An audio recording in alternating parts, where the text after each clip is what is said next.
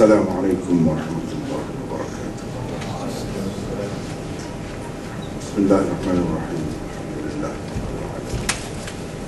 Wassalatu wassalamu ala sayyidina Muhammad wa ala alihi wa sahbihi ajma'in. Rabbi shrah li sadri wa yassir li amri wahlul 'uqdatam.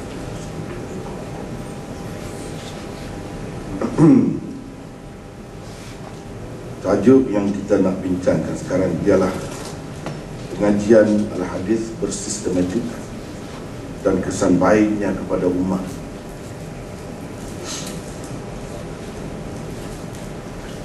Maksud pengajian hadis yang bersistematik bagi saya lah, sedikit sebanyak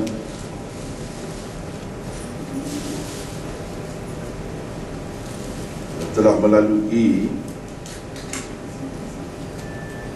pengajian hadis, saya rasa ia sepatutnya difahami dengan arti sistem yang telah melahirkan tokoh-tokoh dari dahulu sampai sekarang.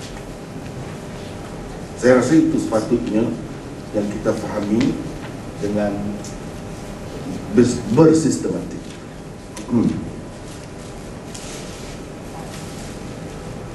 Sebenarnya saya secara pribadi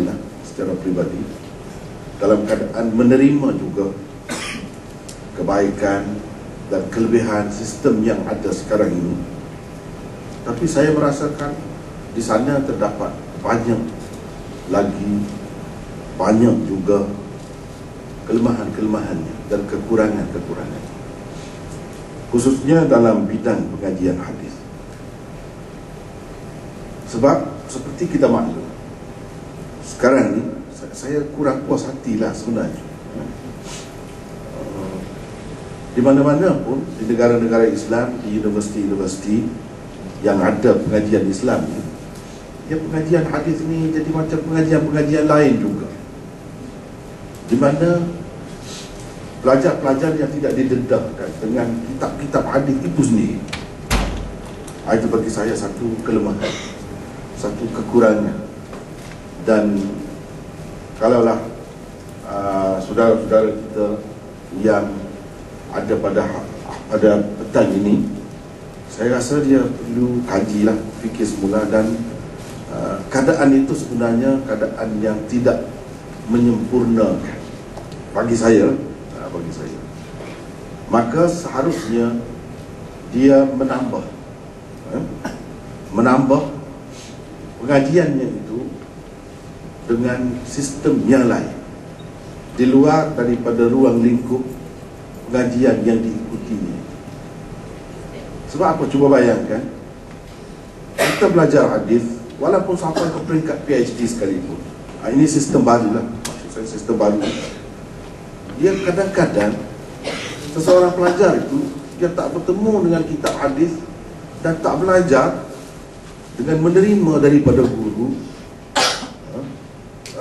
dengan arti menerima ijazah daripada guru, satu pun kitab tak ada. Bayangkan, ini berarti kita telah memutuskan, menghentikan tradisi yang selama ini diwarisi oleh umat Islam daripada zaman kecemerlangannya hingga ke hari ini. Itu bagi saya. Yang ada hanya tesis mengikut kadar peringkat masing-masing itu saja. Adapun kitab hadis itu sendiri, dia tidak kenal, dia tidak belajar, tak belajar. Adapun yang saya faham daripada sistem pengajian hadis yang bersistematik ini, kalau dahulu ini yang diikuti oleh ulama-ulama kita dahulu, baik Hafiz Ibn Hajar, Jalaluddin As-Suyuti, As-Subki, ini semua ada dalam sanad pengajian hadis Bukhari saya. Kalau kita ikuti silsilah itu sampai kita bertemu semua dengan mereka. Tapi bagi orang yang menerima hadis melalui sistem baru, sistem moden, dia tak ada semua. Dia tidak bertemu dengan Hafiz Ibn Hajar, dia tidak bertemu dengan Syekh Zakaria Al-Ansari, dia tidak bertemu dengan Ad-Dawudi dan lain-lain yang terdapat di dalam sistem itu. Tak bertemu.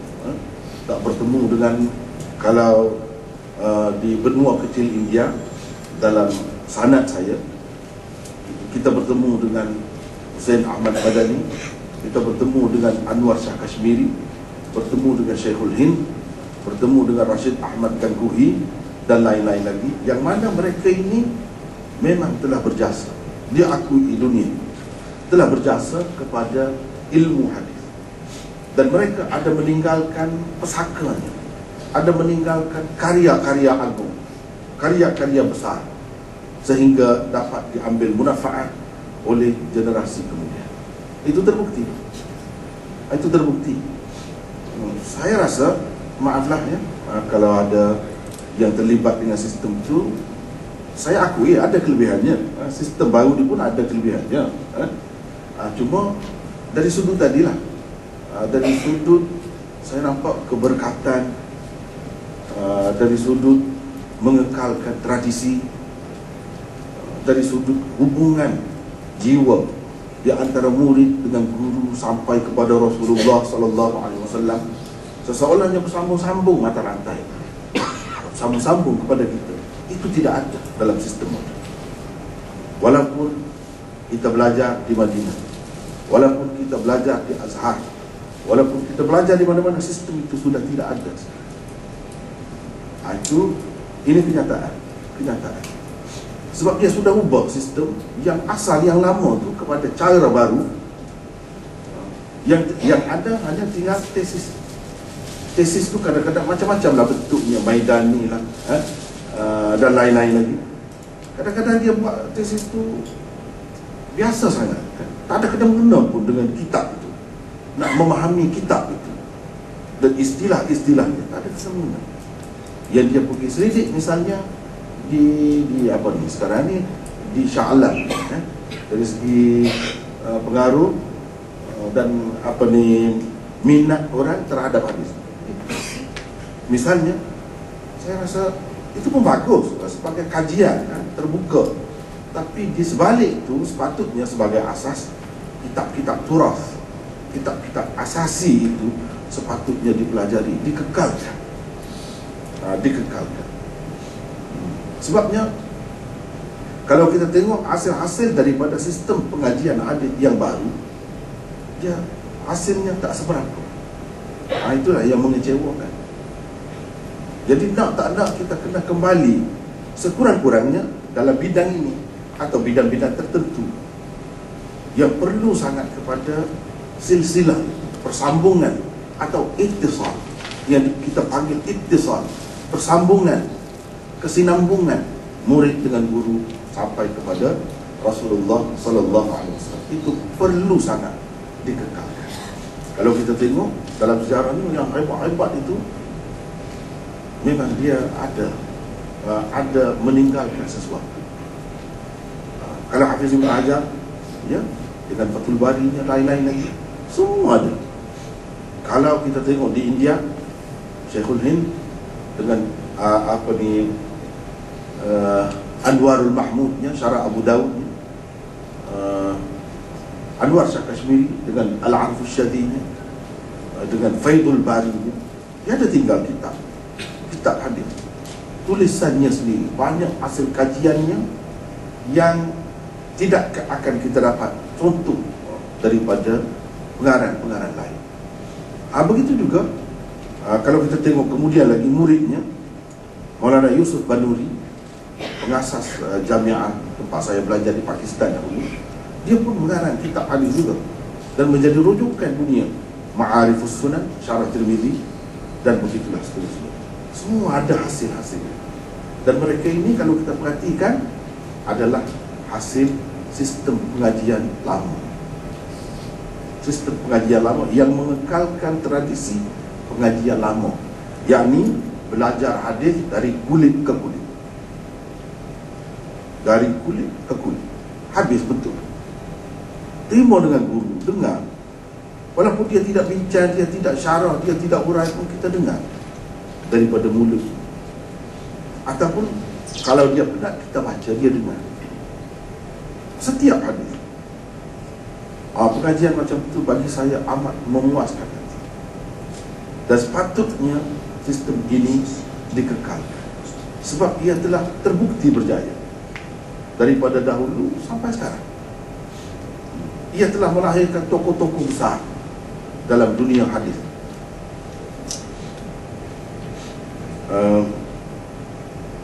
Kalau kita tengok di mana-mana pun, terutama di tempat kita ni, tokoh-tokohnya daripada sebelah sana. Sebab apa? Sebab mereka yang masih mengekalkan sistem ini. Bagi saya, apa yang dimaksudkan sistem pengajian hadis yang sistematik ialah yang dapat melahirkan tokoh-tokoh besar. Telah terbukti melahirkan tokoh-tokoh hadis yang besar menjadi rujukan dalam bidang ini. Itu bagi saya lah. Kalau kita perhatikan dalam sistem pengajian hadis ni, kadang-kadang ramai orang tak faham. Yang mereka tahu, kalau dalam ahli sunnah wal jamaah, hadis-hadis yang utama ialah 6 itu. 6. Itu yang mereka tahu. Seolah-olahnya pada pandangan orang ramai, kitab hadis yang 6 inilah yang paling tinggi. Yang lain-lain tu semua di bawah ini. Ini satu kesilapan sebenarnya. Dan kitab-kitab hadis itu tidak penting sangat untuk dipelajari.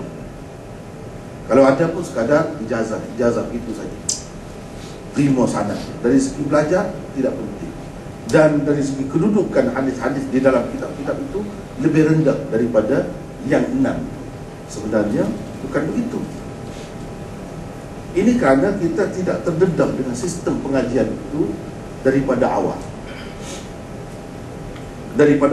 Padahalnya yang dimaksudkan dengan Sunan Sittah atau Sihah Sittah itu ialah untuk sukatan atau silibus pengajian hadis yang dapat melahirkan satu malakah, satu kemahiran, satu kebolehan, satu daya di dalam jiwa pelajar-pelajar untuk menanggapi hadis dengan tepat. Itu sebenarnya. Ini sepatutnya kitab-kitab ini dijadikan sukatan untuk pengajian hadis. Sebab kitab hadis itu terlalu banyak. Yang mana satu nak pilih? Yang mana satu nak belajar? Kita nak buat belajar sebagai buku teks.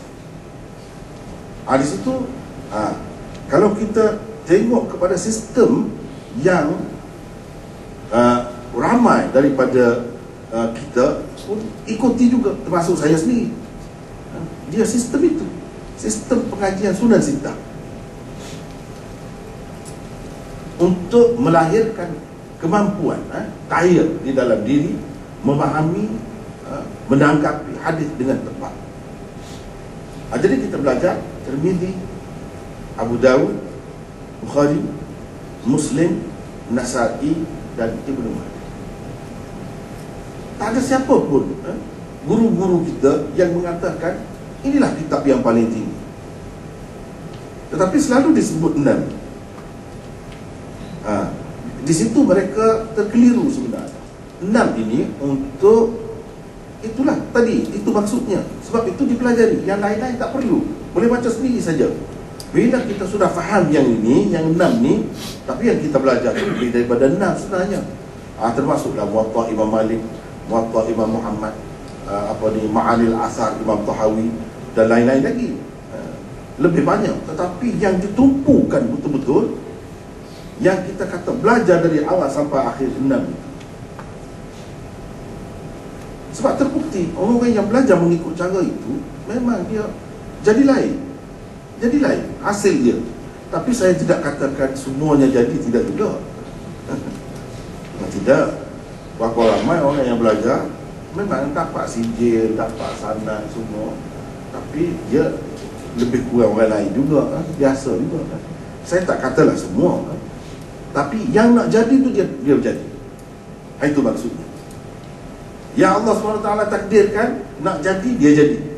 Itulah jalan dia yang betul. Cuma kalau tak jadi tu, ialah adalah, mungkin adalah kesilapan di mana-mana. Di mana-mana tempat. Kalau nak kira, betul tu cara. Sebab apa? Orang yang belajar, yang hebat-hebat tu, tidak lebih daripada tu dia belajar sebenarnya.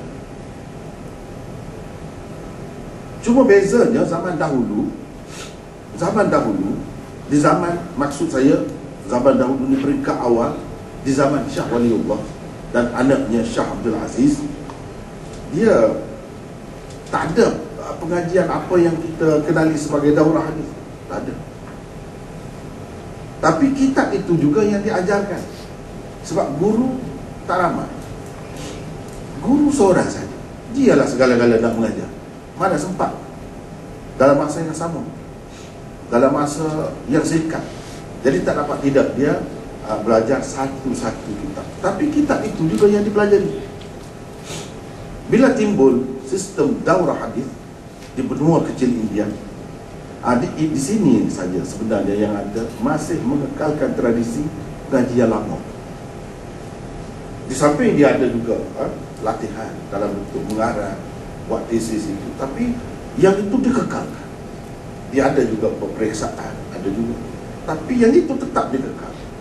Cuma bezanya zaman dahulu dengan sekarang ialah yang sekarang ni dia boleh habiskan 6 kitab utama tu dalam 1 tahun. Saya sendiri sebenarnya nak tak banyak, tak sampai setahun pun habis semua. Yang saya buat sekarang ni sedikit sebanyak, ada usaha sedikit sebanyak, itu kita usahakan kembangkan kemudian. Kalau nak kira yang belajar sikit. Sebab itu saya terasa sangat dari segi keberkatannya, kesinambungan jiwa guru dengan murid, terasa sangat. Walaupun ringkas, masa yang singkat, ya, kita boleh dapat. Macam mana kita dapat begini? Itu yang boleh. Tapi bukan semua kan? Saya tak kata semua. Tak kata semua. Bahkan yang balik daripada Dioban, saya terima aliran ini, aliran Diobandi. Walaupun saya banyak juga tak setuju dengan cara Diobandi itu. Tapi asalnya, pada dasarnya, saya terima aliran itu. Ramai lagi orang-orang yang belajar sistem itu daripada guru-guru yang lebih tua lagi. Tapi dia sekadar belajar begitu. Itulah yang menduga cita. Tapi dia kata kemampuan dia setakat itu saja. Kita nak buat macam mana? Dari segi dia terima, sudah terima. Jadi maksudnya yang menerima ni berbeza-beza, tak sama. Tak sama. Tapi saya sendiri, pengalaman saya memang cukup terasa. Kita ingat kepada Abu Hurairah, kita ingat kepada sahabat-sahabat Nabi SAW kan. Ada yang sempat dengan Rasulullah SAW 3 tahun, 2 tahun. Tapi macam mana hadis dia dapat banyak? Macam mana dia dapat simpan ilmu Rasulullah SAW yang dia dapat tu lebih daripada yang lama? Ini rahsia. Jadi silsilah inilah perlu diteruskan. Perlu diteruskan. Kalau kita tengok dari segi sukatan tadi, kenapakah kitab ini perlu dipelajari? Sebelum ini pun saya sudah sebut, tapi mungkin ada antara kita yang tak sampai lagi pengetahuan ini kepadanya. Jadi saya rasa elok saya ulang lagi hari ini. Iaitu kalau dalam sistem pengajian ini, dia mula-mula kita mulakan dengan kitab Tirmizi, kemudian Abu Dawud, kemudian Bukhari, selepas itu Muslim, selepas itu Nasa'i, dan seterusnya Ibnu Majah. Pergilah di mana-mana pun aliran pengajian hadis secara lama itu tertib. Sebab itu saya kata ini lebih menjurus kepada sukatan pengajian hadis. Ia bukan nak menceritakan kitab-kitab ini lebih daripada yang lain, kandungannya lebih sahih daripada yang lain, tidak. Bahkan banyak lagi yang lebih sahih. Kalau nak kira Darimi, Sunan Darimi, itu lebih tinggi lagi daripada Ibnu Majah. Muwatta Imam Malik tinggi lagi, tapi tak termasuk. Kenapa? Walaupun ada juga, tapi bukan sebagai yang utama betul. Yang utama betul yang ni, Cuba kita perhatikan. Tirmizi, kalau kita belajar Tirmizi, dia mendedahkan kita dengan ikhtilaf ulama, perbezaan pendapat ulama. Apa puncanya? Dia akan dedahkan kepada kita dalam bentuk, kalau dari segi fiqhnya dia akan buat, biasanya Tirmizi dia akan buat dua bab. Satu bab yang menyokong satu pendapat, satu bab lagi yang menyokong pendapat yang lain. Misalnya kita akan berjumpa di dalam Tirmizi satu bab menyatakan bersentuhan dengan perempuan membatalkan air sembahyang, wudu. Satu bab lagi tidak membatalkan. Begitulah seterusnya. Yang lain-lain pun begitu juga. Jadi dia mendedahkan kepada kita punca ikhtilaf ialah ini hadis. Masing-masing ada pegangan. Ini hadisnya, ini hadis. Kemudian dia ceritakan kepada kita. Dia perkenalkan kepada kita tentang kenapa golongan ini pegang dengan ini. Ini dalil dia. Kenapa golongan ini pegang dengan ini. Siapa lagi selain daripada imam-imam yang maklum di kalangan kita, yang masyhur, mujtahid, siapa lagi yang berpendapat begini, yang pakai yang ini, dan siapa yang pakai begini. Kemudian dia perkenalkan perawi-perawi kepada kita. Kalau ada yang perawi yang dipertikaikan, disebutkan.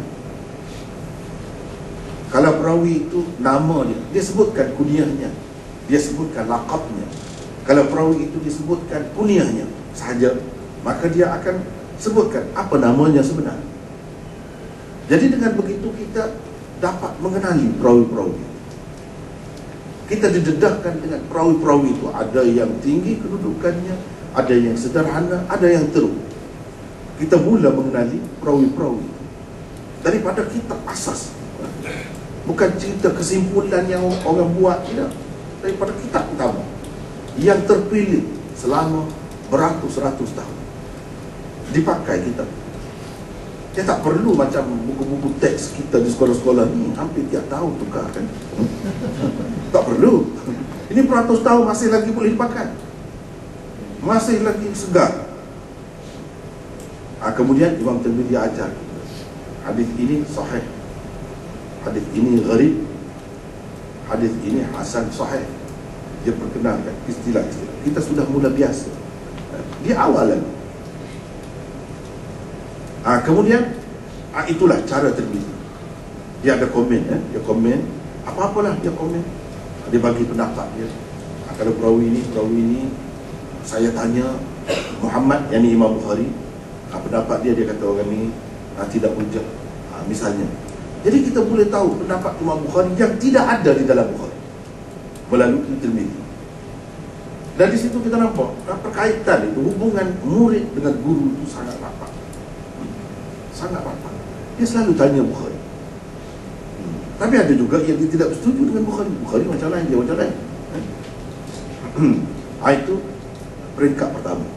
Kalau zaman dahulu, zaman Syah Waliullah, itu yang diajarkan mula-mula. Dalam sistem daurah hadis kemudiannya, ini diajarkan pada masa pertama, tiap-tiap hari. Tiap-tiap hari kita belajar Tirmizi. Masa pertamanya Tirmizi. Cara dia letak pun nampak. Memang dia nak melahirkan pakar, ahli dalam bidang. Jadi bukan suka hati. Ini telah diakui oleh sekian ramai tokoh-tokoh dan telah terbukti berjaya. Peringkat yang kedua atau masa yang kedua, kita diperkenalkan dengan Sunan Abi Dawud. Sunan Abi Dawud banyak menyatakan dalil masing-masing imam. Itu tujuan utama.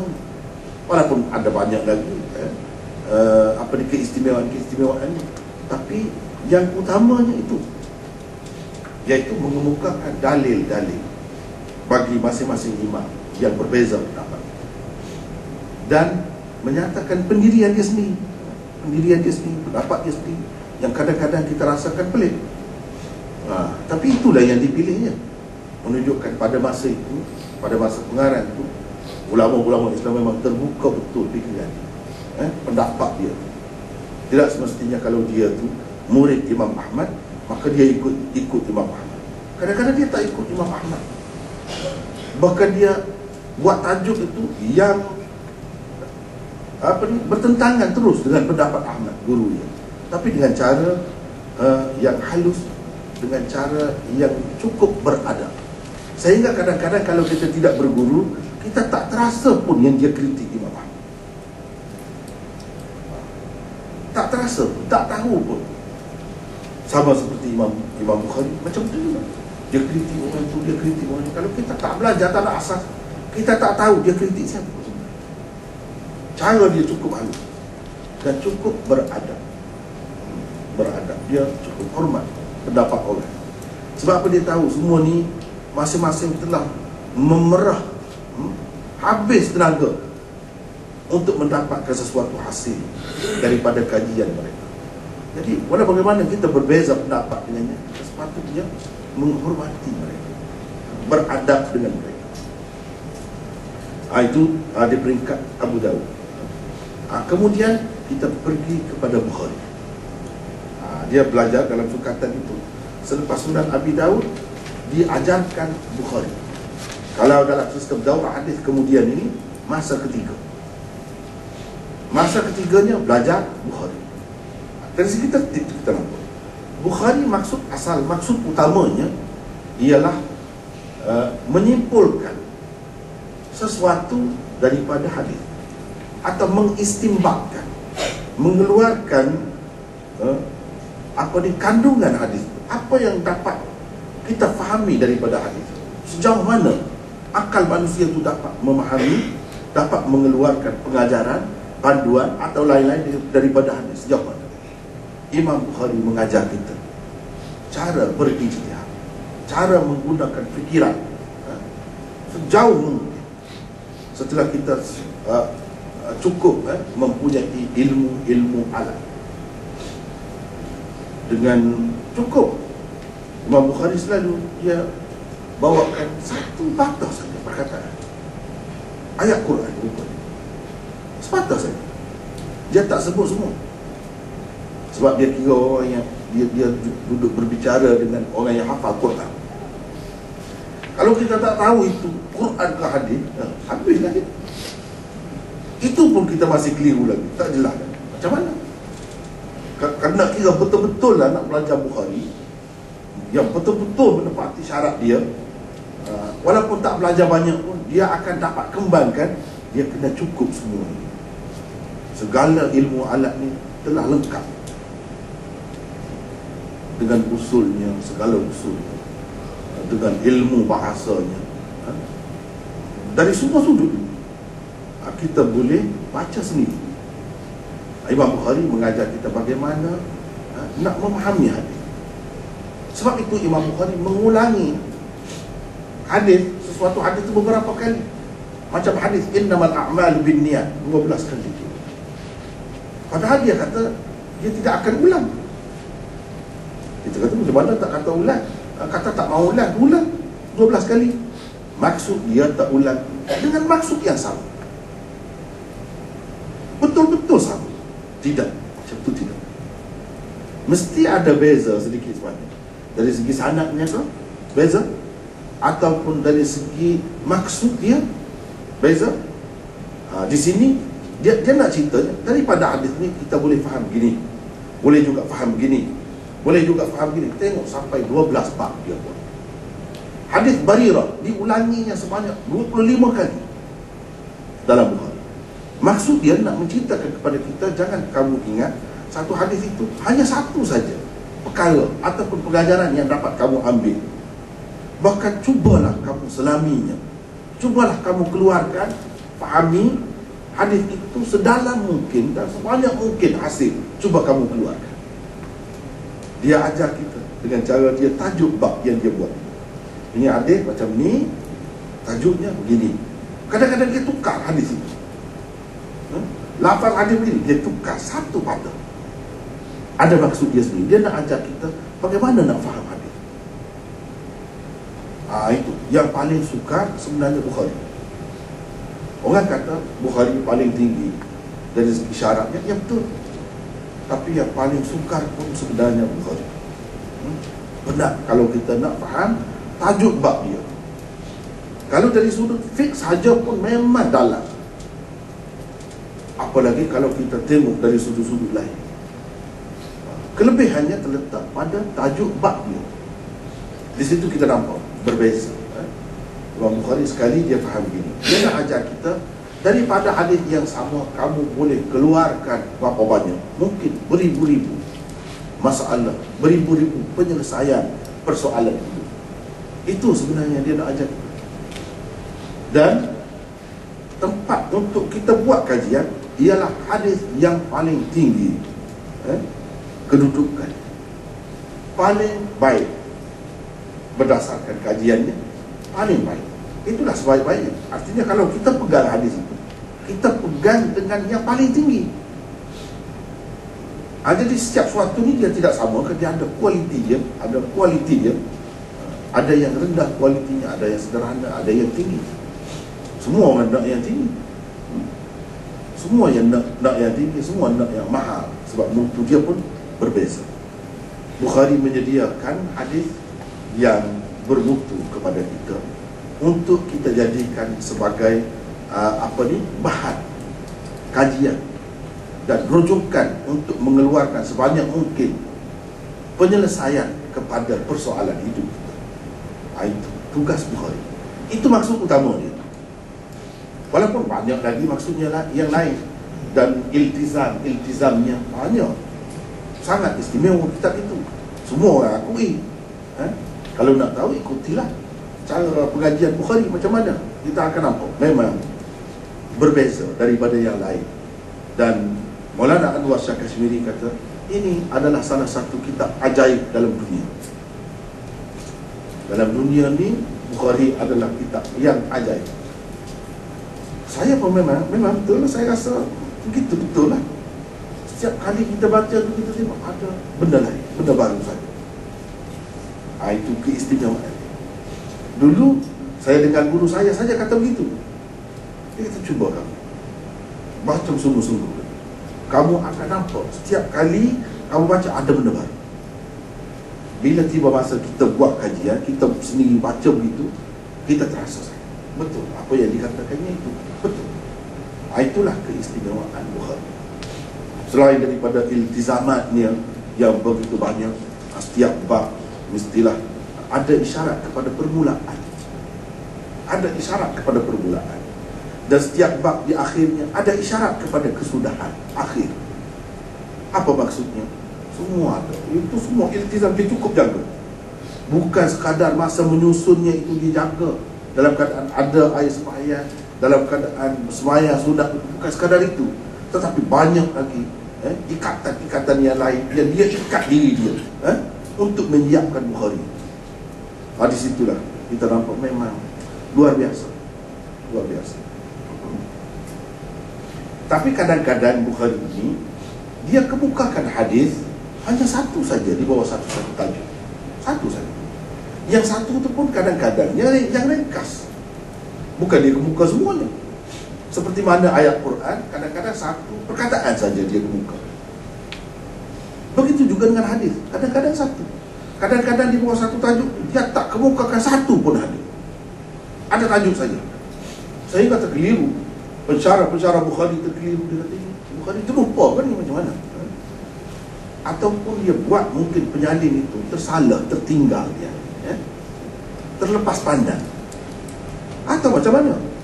Kalau kita ikuti pengajian Bukhari, di situ banyak lagi perbahasan.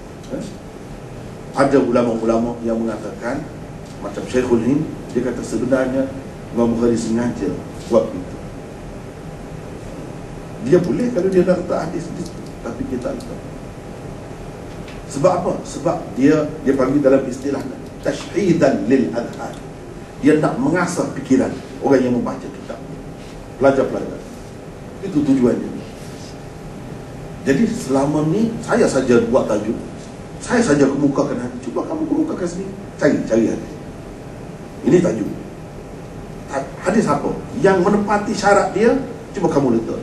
Penat kita, berpeluh kita macam tu. Dia tak ada pressure, Pressure dia macam tu. Orang dulu kitab-kitab lama ni macam tu, dia tak ada musim ataupun hari ujian peperiksaan dia secara tidak langsung gitu. Itu sebenarnya dia buat untuk mengasah fikiran pembaca-pembacanya. Jadi apa hadis? Kita kena cari sendiri. Kadang-kadang dia kemukakan hadis, tajuknya dia tidak buat, dia buat babun sahaja. Babun sahaja. Dia tak ada bab apa-apa, tak ada. Jadi itu pun begitu juga maksudnya. Sekarang ada hadis, ini hadisnya. Hadis ni tinggi kedudukannya. Cuba kamu buat tajuk dia yang sesuai. Betul. Dah berapa kali dah dia buat, tak dapat belajar lagi. Kalau tak dapat belajar, memang kamu lemah lah. Kira. Tengok, cabaran tu kalau kita belajar Bukhari banyak sangat. Benda-benda macam tu lah. Kadang-kadang tak ada satu hadis, kadang-kadang hanya ada satu hadis sahaja. Jadi dengan sebab itu, selepas Bukhari dipelajari pula Sahih Muslim. Untuk apa dipelajari Sahih Muslim selepas Sahih Bukhari? Orang kata sebab Bukhari itu kitab nombor 1, nombor 2 Muslim. Yalah, kalau kitab nombor 1, letaklah nombor 1. Ini Tirmizi. Lepas tu Abu Dawud, ini nombor 3, ini nombor 4 jadi. Kalau dah lebih, letaklah Bukhari dulu, lepas tu Muslim, letaklah begitu. Tapi tidak. Kenapa? Sebab itu saya katakan, ini semua ni disusun untuk sukatan pengajian hadis yang berdasarkan ujian selama ni memang terbukti. Jadi setelah kita belajar Bukhari, hanya satu hadis di bawah bab. Imam Bukhari buat bab, dia nak sebut apa-apalah, nak dakwa apa-apa, dia kemukakan satu hadis. Mungkin kita kata, satu hadis saja ke? Dalam Muslim, Imam Muslim cuba kemukakan banyak hadis. Kalau kamu nak dapat hadis yang banyak berhubung dengan sesuatu perkara, kamu tengok Muslim. Di situ syaratnya tinggi juga, walaupun kurang daripada Bukhari, tapi rendah sedikit. Cuba kamu tengok berapa banyak hadis-hadis yang sesuai dengan tajuk yang dibuat oleh Bukhari. Apabila banyak hadis kan, jadi semakin kuat. Kenapa Bukhari tak sebut banyak? Sebab bukan dia nak membanyakkan hadis, dia nak ajar kita bagaimana nak faham hadis, bagaimana nak simpulkan sesuatu daripada hadis. Itu yang Bukhari nak ajar kita. Kalau nak banyak hadis yang tinggi kedudukannya, tengok Muslim. Sebab itu dia ajar Muslim. Kemudian satu hadis itu kadang-kadang satu hadis sanadnya banyak, yang Bukhari kemukakan satu saja. Dia nak cerita satu hadis yang tinggi ni, ada kalanya sampai 5-6 saluran riwayat dia. Kita nak dapat di mana saluran-saluran? Tengoklah di dalam Muslim. Tengok betapa saling berkaitnya kitab-kitab itu, pengajian kitab-kitab itu disusun saling berkait. Dalam itu kita boleh dapati dalam Muslim. Dalam Muslim dia tidak ringkas, dia kemukakan dengan lengkap hadis. Bahkan kalau ada perbezaan hadis ini dengan hadis sebelumnya, satu perkataan saja dia sebut, dan dia sebut dengan mengemukakan sanad yang lengkap. Sanad yang lengkap. Jadi kita boleh tahu perbezaan lafaz itu. Dan kita boleh tahu juga daripada banyak hadis itu, cara Muslim buat, cara dia senang, cara dia betul-betul memberi cahaya kepada kita. Iaitu mula-mula dia kemukakan hadis yang kurang jelas, kemudian semakin jelas, semakin jelas, semakin jelas, semakin cerah, sehingga sampai ke akhir bab itu kita nampak semua. Itu cara Muslim. Itu keistimewaannya. Sebab itu ramai juga ulama yang mengatakan Sahih Muslim lebih istimewa daripada Sahih Bukhari. Tapi bila dibincang, mereka kata yang dimaksudkan dengan lebih Sahih Muslim itu dari sudut susunannya tadi. Dari sudut susunannya tadi, bukan dari sudut ketinggian syarat dia, bukan dari sudut kedalaman faham dia. Dia buat tajuk, sebab orang Muslim tak sempat buat tajuk pun. Tajuk yang ada dalam Sahih Muslim itu dibuat oleh orang lain. Jadi itu Sahih Muslim. Baik. Lepas itu kita belajar Nasai, Sunan Nasai. Sunan ada dua, Sunan Kubra, dan sunan sughra. Kalau dalam sistem pengajian hadis, yang dia pakai ialah sunan sughra. Sunan sughra, sunan kecil. Sebab itu sebagai buku teks yang lebih sesuai yang kecil. Tetapi ia ada kaitan dengan sunan yang besar. Sunan yang kecil lebih bertapis nak banding dengan sunan besar. Sunan yang kecil ini apa tujuan? Tujuannya apabila kita menemui banyak hadis, kadang-kadang kita terpegun dengannya, kita terpesona dengannya. Ini ada dalam Bukhari, ini ada dalam Muslim, dan sanadnya bukan main kuat. Tetapi Imam Nasa'i cuba mengajar kita benda yang halus, yang kecil, yang rumit, iaitu satu sudut yang ditekankannya, iaitu sudut illah yang terdapat di dalam hadis. Illah yang terdapat di dalam hadis. Ada kalanya kita tengok hadis itu dari segi sanadnya okey, dari segi matanya pun okey juga. Jadi sehingga diterima oleh orang-orang besar pun. Rupanya datang orang lain, dia kata tak boleh, itu bahaya tu. Dia cuba cari, tunjukkan kepada kita di sini kecacatan. Dengan sebab ada kecacatan ini, maka hadis ini tidak boleh jadi sahih. Sebab ada kecacatan itu pada sanadnya atau pada matan. Dia cuba tunjuk kepada kita, ajarkan kepada kita, dan lain kali kalau kamu berjumpa macam ni, kamu kena beringat. Kamu kena beringat. Sebab itulah ulama-ulama kita, satu contoh saja, sebagai satu contoh saya nak kemukakan ini, banyak sangat sebagai satu contoh. Dan ini telah saya kemukakan di dalam buku saya, Anak Cucu Nabi SAW. Boleh tengok tentang hadis kisah. Hadis kisah itu begitu popular dan ramai orang pakai.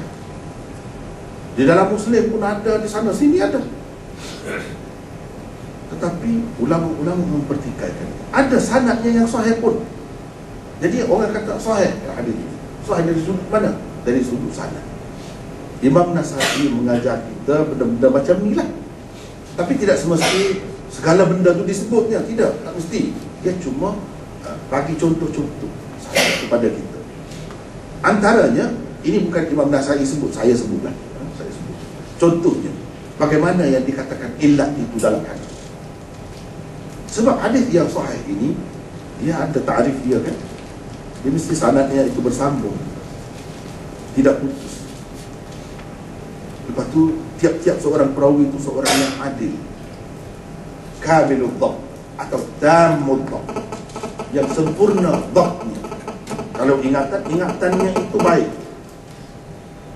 Kalau catatan itu sempurna, tidak mengelirukan. Kalau orang baca, orang boleh faham dengan mudah, tidak mengelirukan. Kemudian dia ada lagi selain daripada ada lagi min ghairi syudzudz wala illat, atau lebih kurang begitu. Ta'rif itu banyak orang dibagi ini, tapi kandungannya lebih kurang sama, tanpa adanya syudzudz dan illat. Syudzudz itu sama ada dalam sanad ataupun matan. Syudzudz di sini bukan dengan makna bahasa Arab biasa, iaitu keganjilan, bukan. Bukan makna itu, ini bahasa istilah. Maksudnya, kalau perawi itu yang meriwayatkan lafaz dia begini, seorang saja, dia tu orang hebat juga, orang baik, perawi sahih juga. Tetapi seramai-ramai yang lain seguru dengan dia juga terima hadis itu daripada guru yang sama. Mereka tidak meriwayatkan begitu. Lafaz itu bukan gitu, lafaz lain. Katakanlah, kalau pada satu lafaz, maka lafaz lain yang orang lain terima daripada guru. Inilah yang dikatakan syadz, yang diriwayatkan oleh seorang tadi, walaupun dia orang baik, orang yang sempurna, perawi sahih sekalipun, kalau bercanggah dengan sekian ramai perawi-perawi sahih yang lain, perawi-perawi thiqat yang lain, maka riwayat dia dengan lafaz itu menjadi riwayat syadz. Bila kata begitu tidak sahih lah. Padahal dia sudah sahih. Jadi tidak sahih. Tapi ada juga banyak lagi perbincangannya. Setengah-setengah tu kata boleh terima juga walaupun dia sahih. Sebab dia tidak lari jauh, tidak kata jadi bercanggah. Tidak. Boleh diterima dan dipakai sebagai ini, sebagai termasuk di bawah kaedah ziyadatul thiqah. Ziyadatul thiqah maqbulah, boleh diterima. Ada juga yang kata begitu. Tapi ada juga tempat-tempatnya kita tak boleh pakai kaedah itu. Maka disitulah dia jadi syadz. Bila syadz jadi mak. Satu lagi, tidak ada illah. Itu yang saya nak sebutnya tadi. Ini baru betul-betul sahih. Sahih dari semua sudut. Tidak ada illah. Illah itu maknanya kecacatan, kekurangan di dalam hati. Dan kalau kita terima jadi bercanggah dengan banyak lagi yang lain. Kenyataan, bercanggah dengan kenyataan. Sebagai contoh, saya nak sebut yang saya sebut tadi, dalam buku saya tu ada sebut. Boleh tengok di situ. Lebih detail lagi. Saya nak secara ringkas saja di sini. Misalnya kisah Hasan, hadis kisah, innama yuridullahu liyudhhiba ankum ar-rijs ahlal bait wa yutahhirakum tathhira. Ayat itu Nabi SAW pakai selimut besar. Sayyidina Ali datang, dia selimut. Fatimah datang, dia selimut. Masukkan dalam selimut itu. Hasan datang, dia masukkan dalam selimut itu. Husain datang, dia masukkan dalam selimut itu juga. Selimut itu kisah namanya. Maka hadis itu dikenali sebagai hadis kisah. Orang-orang Syiah cukup kuat pegang dengan itu. Dia kata inilah dalilnya. Lebihnya imam tu. Tengok, siapa dia masukkan dalam selimut tu? Dia sebut ini orang. Tak apalah, kita tidak nak bincang dengan Syiah, tak nak bahas dengan dia lah, biarlah. Yang kita nak bincang sekarang ini dari sudut kita, Ahlus Sunnah wal Jamaah. Persoalannya ialah ayat tadi dalam surah apa? Surah Ahzab. Surah Ahzab ini bila ke masa turunnya? Selama mana? Sampai tahun berapa? Paling lama, paling lewat. Sampai tahun berapa? Ulama-ulama tafsir mengatakan paling lewat tahun yang ke-6. Sudah selesai. Sudah selesai. Baik. Dalam hadis kisah itu dikatakan orang ini datang, orang ini termasuk Hasan datang, Husain datang. Hasan itu lahir pada tahun yang keberapa? Itu persoalan. Hasan lahir pada tahun yang keberapa? Kalau mengikut ahli-ahli sirah kebanyakan, dia kata lahir pada tahun yang keempat. Tahun yang keempat. Sebab Sayyidina Ali berkahwin dengan Fatimah pada tahun yang ketiga. Ada juga yang kata tahun yang ketiga. Tak apalah, terima lah. Biarlah, nak kata tahun yang ketiga pun ikutlah. Ada juga, misalnya kita kata orang kahwin awal tahun, mungkin dia dapat anak hujung tahun, boleh jadi. Tak kisah, terima lah. Tetapi berdasarkan riwayat Bukhari dan lain-lain lagi, Hasan tidak lahir pada tahun yang ketiga, pada tahun yang keempat, pada tahun yang kelima pun tidak, 6 pun tidak, pada tahun yang ketujuh baru dia lahir. Macam mana dikaitkan dengan ayat tadi? Sedangkan ayat itu paling lewatnya tahun yang ke-6. Dia baru lahir pada tahun yang ketujuh. Digambarkan dalam cerita tu dia macam sudah besar, datang sendiri, bukan ada sesiapa yang dukung dia. Ini dikatakan illah. Inilah yang dikatakan illah. Dia lahir pada tahun yang ketujuh. Apa bukti? Kita kena tengok. Itu riwayat itu mana nak boleh lawan dengan riwayat satu lagi. Asma binti Umais, dia yang menyambut kelahiran Hasan. Dia baru pulang ke Madinah pada tahun yang ketujuh. Sebab dia berhijrah ke Habsyah. Dia adalah isteri kepada Ja'far bin Abi Talib. Isteri kepada Ja'far. Pada tahun yang ketujuh baru pulang. Kalau kita kata lahir pada tahun yang keempat, yang ketiga, pada ketika itu Asma tidak ada. Macam mana yang dikatakan Asma yang sambut kelahirannya?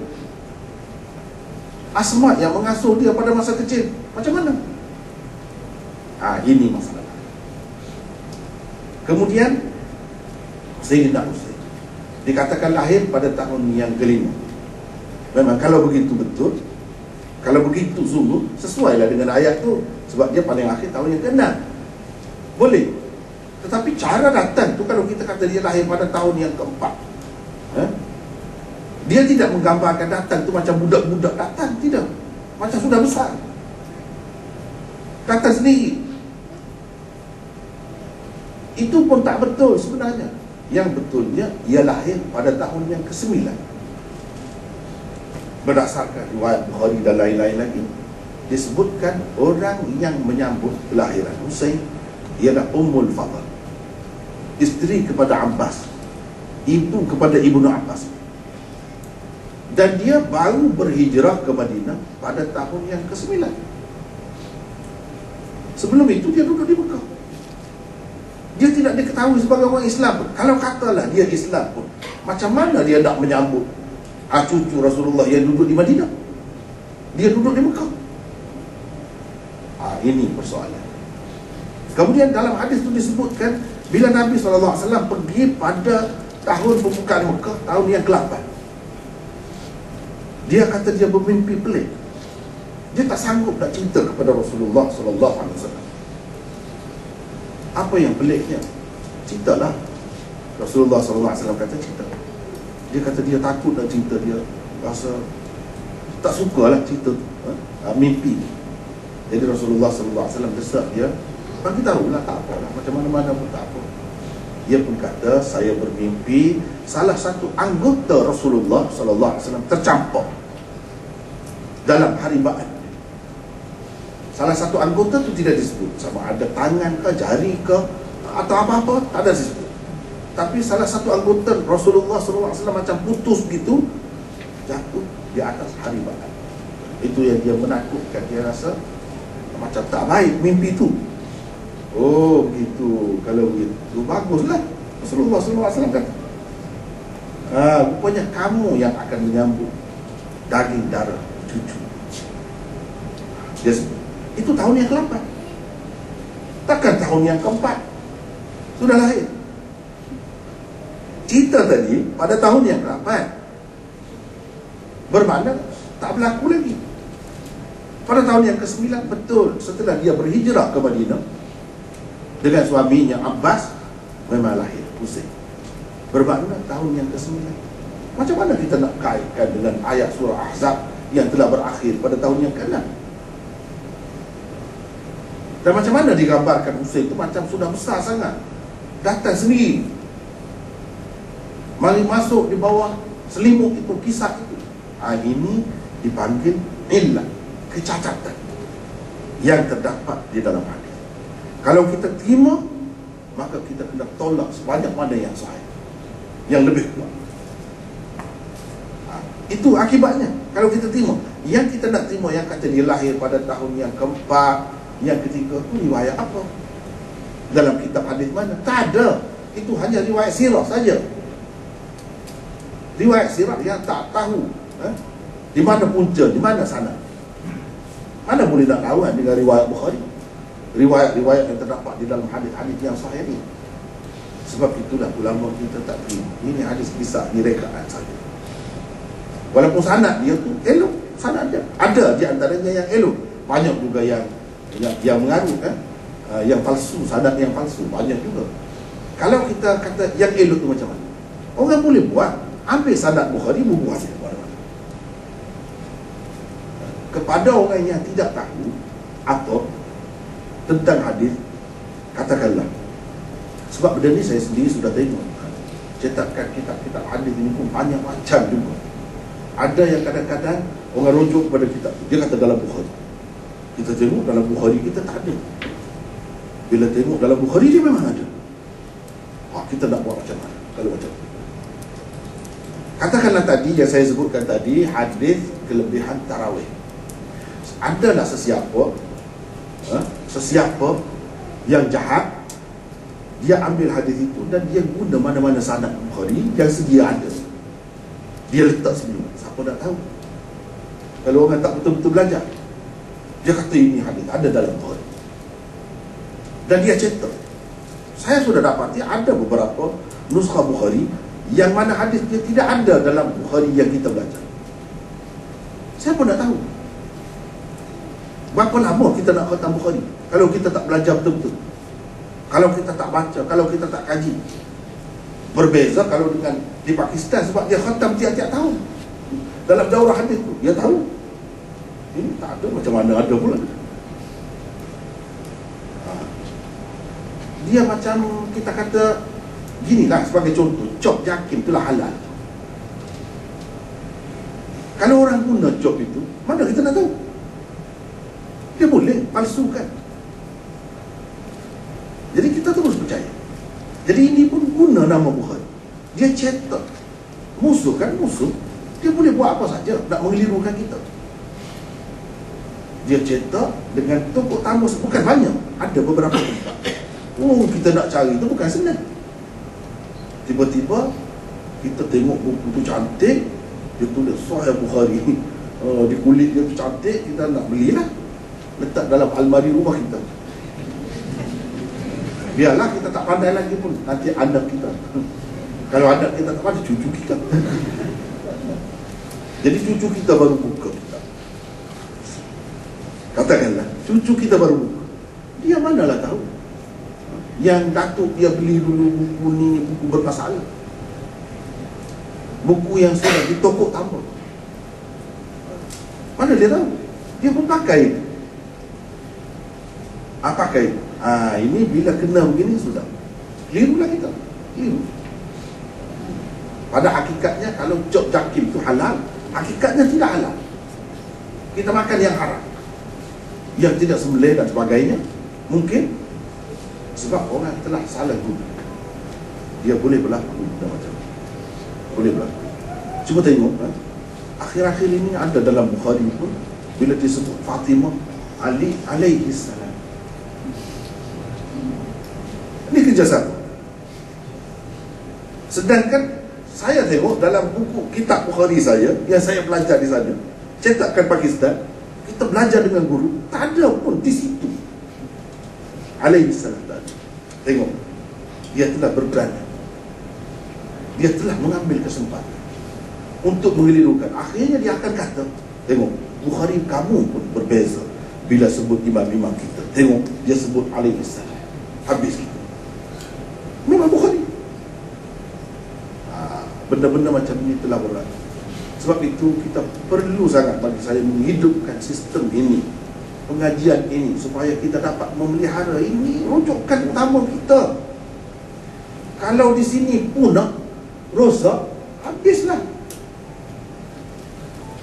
Dia boleh buat, dia sanggup habiskan belanja duit sebanyak mana pun untuk mengelirukan umat Islam. Boleh. Kita lah yang cuai, kita yang cuai. Kita tak ambil berat, akibatnya agama tergagal. Itu bagi saya lah, saya nampak benda ni dia berkait rapat dengan sistem tadi. Tadi kita sebut Nasai, ya, kembali semula. Nasai membongkarkan kepada kita tentang ilat-ilat yang terdapat di dalam hadis. Dan kita dapat kesan banyak kali dia sebut, kita pun guna kaedah itu juga pada ketika yang lain, ketika menghadapi hadis yang lain, maka kita terselam. Kadang-kadang orang dia tak faham, kenapa orang lain kata ini hadis sahih semua, dia tak kata sahih, tapi dia orang belajar, dia orang bertanggungjawab, dia orang amanah. Kita kena tengok dulu, kalau dia tu orang yang baik-baik, orang yang amanah, tengok dulu, takut dia ada nampak sesuatu. Ada nampak sesuatu. Kita ni begini, kalau kita tak nampak, selesa minum. Selesa minum. Orang buta nak nampak apa? Orang yang matanya kelabu pun tak nampak juga, dia nak terhad pandangan dia. Kemudian banyak lagi kemungkinan. Kalau kita nampaklah ulat di sana nak minum, nak minum. Setengah-setengah orang dia tak kira. Dia tak kira. Dia kira bila Bukhari berjamaah. Tak boleh begitu. Tak boleh begitu. Kita yang belajar betul kaedah hadis ni, dia tak ajar begitu. Kita mesti berwaspada. Lagi kan Quran itu dicuba. Quran dicuba untuk dirubah, ditopuk tambah, dipindah. Apalah hadis ni? Siapa yang jaga? Kalau kita nak cetak Quran, dia mesti dapat permit khusus. Tapi kalau hadis ada peraturan macam tu. Tak ada lagi. Mana masih terdedah kesedaran, masih terdedah kepada kejahatan musuh. Kalau begitu, kita tak boleh ambil mudah. Tak boleh ambil mudah. Mesti dalam keadaan sedar sentiasa. Jangan kata ini Muslim. Berapa banyak dalam hadis Muslim itu yang dipertikaikan oleh ulama. Tadi kan ada yang tanya, yang pukul malakul maut itu hadis Bukhari, tapi ada orang yang pertikaikan. Soal kita tak terima itu cerita lain. Tapi ulama-ulama dia berwaspada, sentiasa berwaspada. Kita tak boleh tidur. Pendek kata, tak boleh tidur. Mesti kena perhati betul-betul. Saya teringat, saya baca satu buku karangan ulama hadis yang sangat hebat. Namanya Maulana Tamanna Imadi. Apa dia kata? Mengikut pendapat dia, dia ni memang sangat hebat. Dia kata kalau dia nak tulis kesilapan Hafiz Ibn Hajar, Hafiz Ibn Hajar dihormati, dia pun hormat. Tapi dia sebagai manusia, kalau saya nak tulis, saya boleh tulis 500 muka surat. Kesilapan Hafiz Ibn Hajar berdasarkan kata-katanya sendiri, bukan kata-kata orang lain. Dia sendiri kata, percanggahan pendapat dia.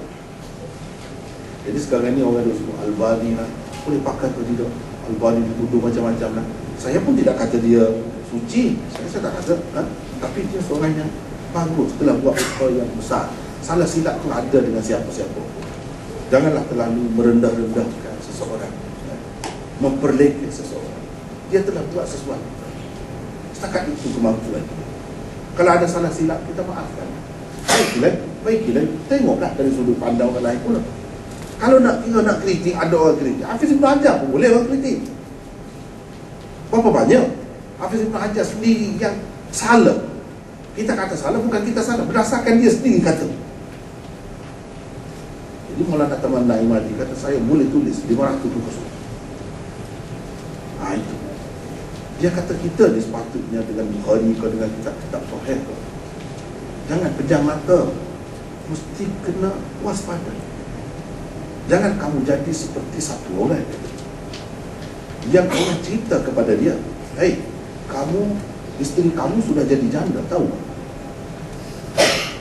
Dia pun menangis. Menangis. Ada seorang lain kata, macam mana kamu nak isteri kamu nak jadi janda? Kamu masih ada. Isteri kamu baru jadi janda kalau kamu mati. Dia pun tak betul juga ya. Tapi dia cinta dengan saya. Dia cinta. Dia ni seorang yang amanah, sangat jujur, tak pernah bercakap bohong. Dia kata, isteri saya sudah jadi janda. Dia menangis pula. Jangan jadi begitu. Jangan jadi begitu. Jadi kita ni pun dengan kitab-kitab hadis ni pun kena berwaspada. Jangan kita ingat bila ada jok tu habis. Jok tu orang boleh falsafkan. Bila ada Bukhari habis, selesai. Tidak. Walaupun saya selalu rujuk kepada Bukhari, kita utamakannya, tapi dengan arti kata seperti Al-Quran, tidak sama sekali.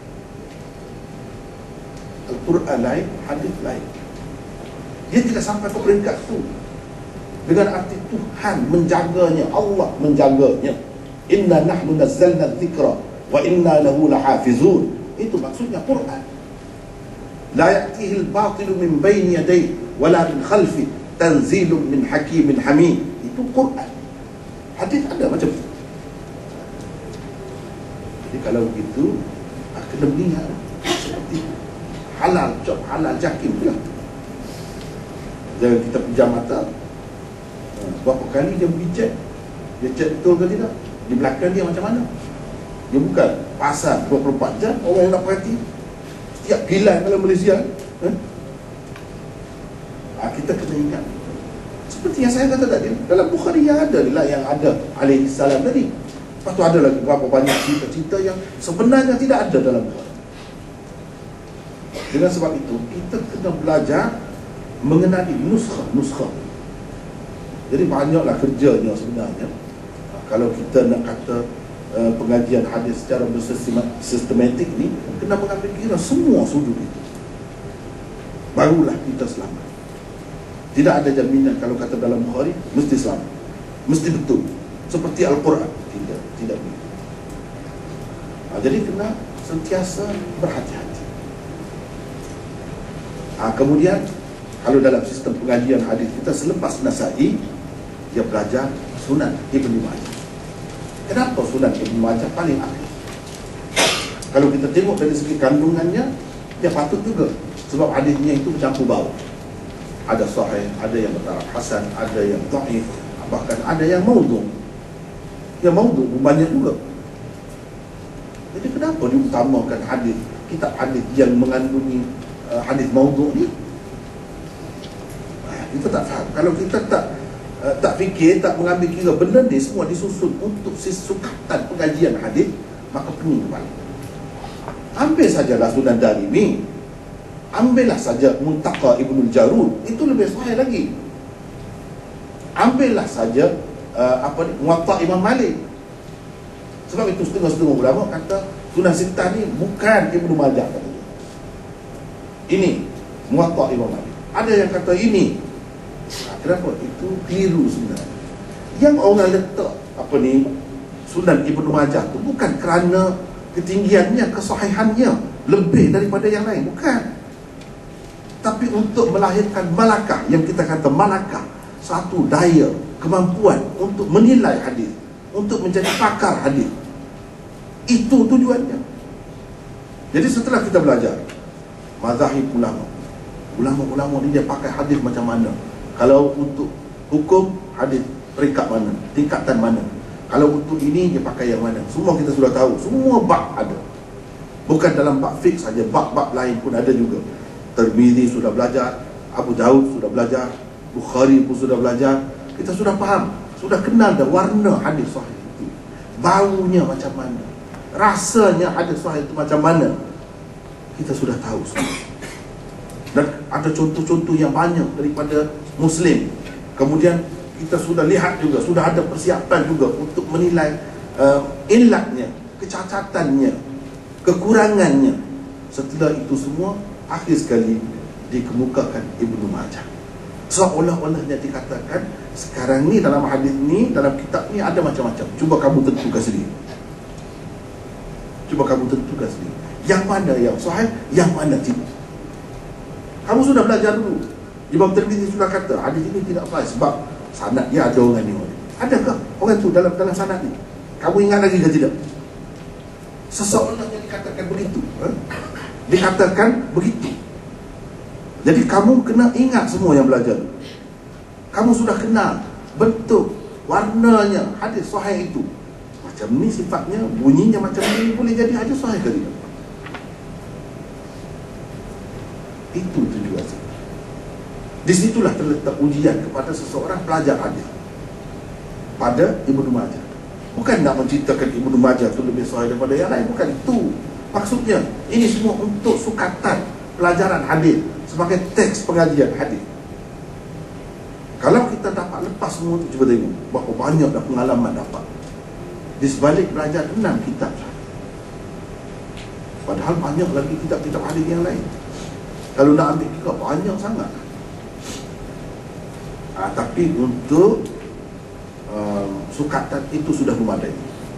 Yang lain-lain, kalau betul-betul kita dapat hadam yang itu, sudah cukup sebagai persiapan untuk menghadapi yang lain. Itu sebenarnya maksud. Itulah yang dikatakan sistem pengajian hadis yang bersistematik.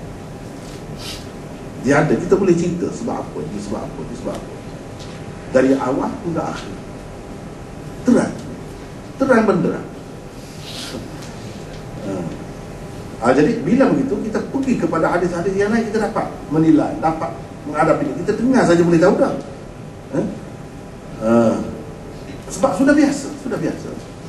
Yang maudhu' pun sudah biasa, yang sahih pun sudah biasa. Apalagi kalau seseorang itu memang dia ingat banyak hadis, lagilah dia dapat beza tu. Seperti seseorang yang dia tidak hafiz pun, tapi dia selalu baca Quran, jadi amalan tetap dia. Orang ni walaupun dia tidak hafiz Quran secara rasmi, kalau dia dengar orang baca, dia tahu, dia rasa macam silap. Dia kan ada macam tu. Kalau orang ada pengalaman ini, kita boleh tanya dia. Dia kata, tak betul, patutnya begini. Saya rasa ada tak kena kamu baca. Padahal dia tidak hafiz, dia boleh kata. Begitulah juga dengan ulama-ulama hadis yang hebat-hebat tu, bila dia dengar dia berasa. Sebab itulah ulama-ulama hadis mengatakan ada setengah-setengah hadis tu kita rasakan gelapnya, gelap seperti malam, gelap gelita.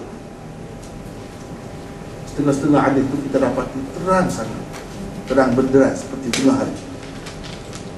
Itulah benda rahsia. Jadi itulah sebenarnya yang dikatakan sistem pengajian hadis yang sistematik. Jadi yang perlu kita utamakan sekarang ini ialah pengajian itulah. Sebab itu saya rasa kepada adik-adik kita, anak-anak kita yang belajar hadis itu, kalau dia sistem baharu, saya rasa dia kena cari sistem juga. Kalau tidak, maknanya pengajian bagi saya lah, wallahu a'lam, cuba tengok sendiri lah. Bagi saya lah, yang ada serba sedikit pengetahuan tentang masalah ni, saya rasa tak sempurna. Kalau saya tak puas hati. Kalau selagi tak belajar cara ini sekurang-kurangnya, yang lebih lagi itu banyak lagi lah. Kena baca sendiri, kena mengadap guru, kena ada pengalaman banyak sangat.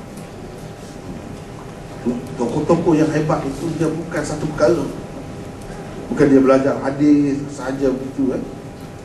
Ini sebagai pandangan saya lah, saranan atau nasihat yang boleh saya bagi, supaya kita tidak sia-sia lah, tidak sia-sia.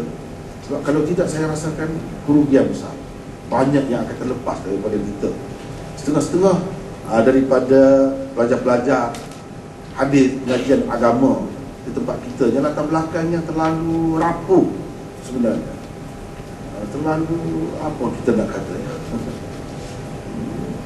terlalu sedikitlah asas daripada SPM.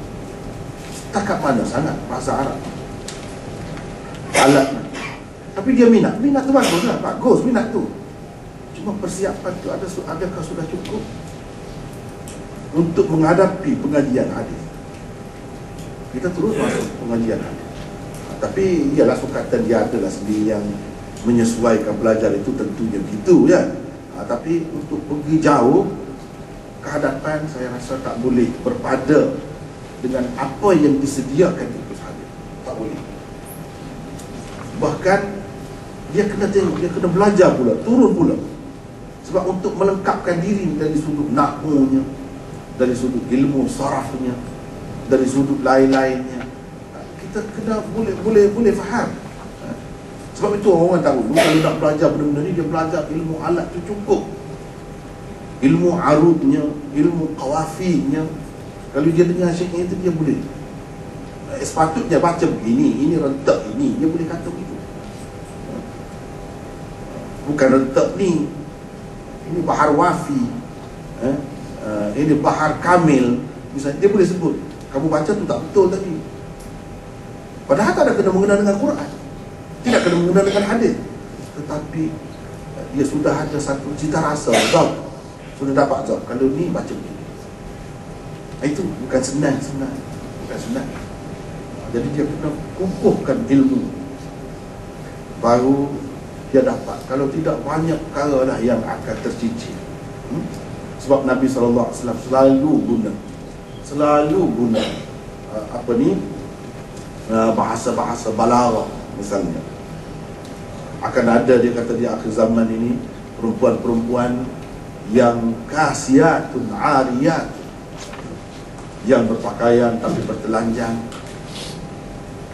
Dia kata ru'usuhunna ka'asnimatil bukhtil al-ma'idah, kepala mereka seperti bumbul unta yang condong. Jadi apa maksud kepala mereka? Kepala mereka, kepala perempuan, kenapa dibuat perbandingan begitu? Itu dia guna ilmu balaghah. Itu dipanggil itlaqul mahal wa iradatil hal. Sebut tempat kepala, tetapi yang dimaksudkan bukan kepala, ialah yang berada di kepala itu. Yang berada di kepala itu apa? Rambutlah. Jadi suatu hari nanti akan ada perempuan-perempuan yang mengikut fashion, ubah rambut dia jadi macam ni, jadi macam ni. Ada juga yang macam bonggol unta. Itu maksudnya. Bukan kepala dia jadi macam bonggol unta, macam mana? Macam bahasa kita juga. Cuma bahasa kita tu, yalah, saya banyak kali dah bincang benda ni, tapi saya tak tahu bahasa Melayu tu. Apa dia kata? Setahu saya lah, dalam pengetahuan saya yang dangkal tentang bahasa Melayu, saya rasa tak ada kaedah. Yang saya tanya pun guru-guru bahasa pun dia kata tak ada kaedah juga. Wallahu a'lam, takut ada lagi yang tinggi martabatnya dalam bahasa Melayu, dia boleh cerita kepada saya, bagus kan? Saya pun nak tahu juga. Macam dalam bahasa kita pun kita guna juga benda-benda macam tu. Tetapi kita tak tahu dia termasuk di bawah kaedah mana dalam bahasa Melayu. Kalau dalam bahasa Arab kita boleh sebut ini termasuk di bawah bab majaz mursal, bab itlaqul mahal wa iradatil hali, boleh sebut. Kalau Melayu apa? Kita selalu guna, saya sekarang ada jantung, saya sekarang ada buah pinggang. Jadi selama ni tak ada jantung tak? Tak ada buah pinggang. Tapi kalau orang Melayu cakap, kita faham kan apa maksudnya? Buah pinggang tu memang sudah ada. Yang tidak adanya penyakit dulunya, sekarang ni sudah ada penyakit itu. Jadi sebutkan buah pinggang, saya ada jantung. Di jantung itulah tempat adanya penyakit. Itulah yang dikatakan itlaqul mahal wa iradatil hali. Saya cukur kepala. Cukur kepala. Apa yang dicukur? Sebut kepala, tapi maksudnya bukan kepala, rambut. Ada orang kata saya lapar perut, ada orang kata saya lapar nasi. Mana yang betul? Itu sebab ilmu balaghah itu perlu mendalam betul kalau kita nak faham betul-betul hadis. Jadi banyak sudut kena ada kelengkapan itu, persediaan itu, barulah berjaya. Kalau tidak, saya susah sekitar. Susah. Persediaan kita cukup. Kita nak buat binaannya bukan main hebat. Pahat pun tak ada. Pahat, ketan pun tak ada, pahat pun tak ada. Macam mana? Nak buat menara berkembar, pahat pun tidak ada, alat-alatnya tidak ada. Macam mana?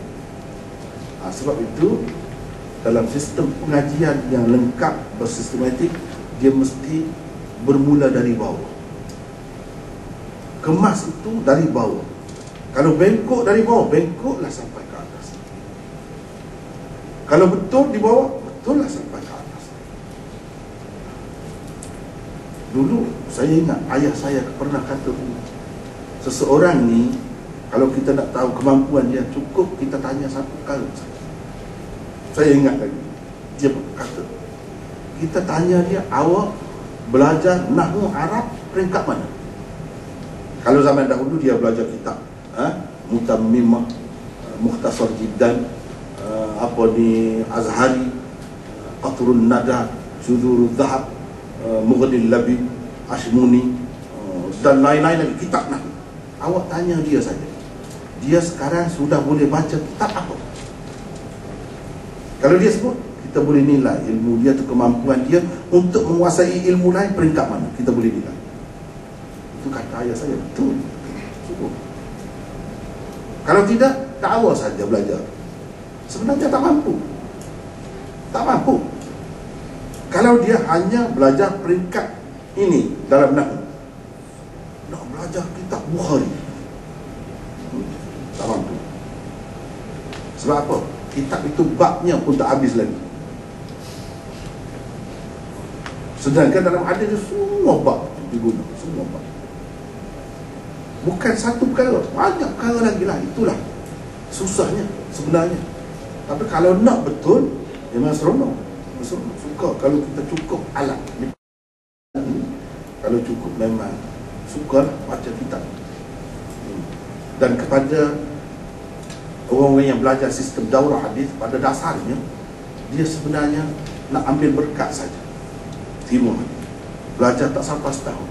Tapi kenapa dia? Sebab dia sudah boleh baca sendiri, sudah boleh buat rujukan sendiri dengan baik. Bawa lah kitab mana pun dia boleh baca. Ilmu alat dia cukup. Kalau macam tu memang betul. Memang betul. Tak perlu lama. Lama pun kalau tak ada alat, setakat yang ingat sajalah. Kalau bagi kitab lain tak boleh lah. Tentu tak boleh lah. Setakat yang ingat. Setakat mana nak ingat? Itulah benda dia. Jadi saya rasa banyak lagi perbincangannya. Mungkin kita bincanglah selepas ini. Kita berkongsi pendapat. Jadi setakat yang saya nampak berhubung dengan pengajian hadis ini, kita perlu kembali kepada sistem lama, tradisi. Kalau nak terima sistem baru tak salah, itu bagus, dia ada kelebihannya sendiri. Tapi jangan lupa yang lama. Ingatlah bahawa tokoh-tokoh yang berjaya dahulu, dia mengikuti sistem ini. Sistem ini. Kita kalau belajar hadis sampai ke peringkat kemuncaknya, tapi kesanatnya tak ada, tak boleh, tak sempurna. Ibarat ada tubuh saja, ruh tak ada. Apa makna? Semua kita pasang, lampu semua pasang, tapi tak sambung elektrik. Apa makna? Begitulah pada pandangan saya. Wallah wa akhiru da'wana.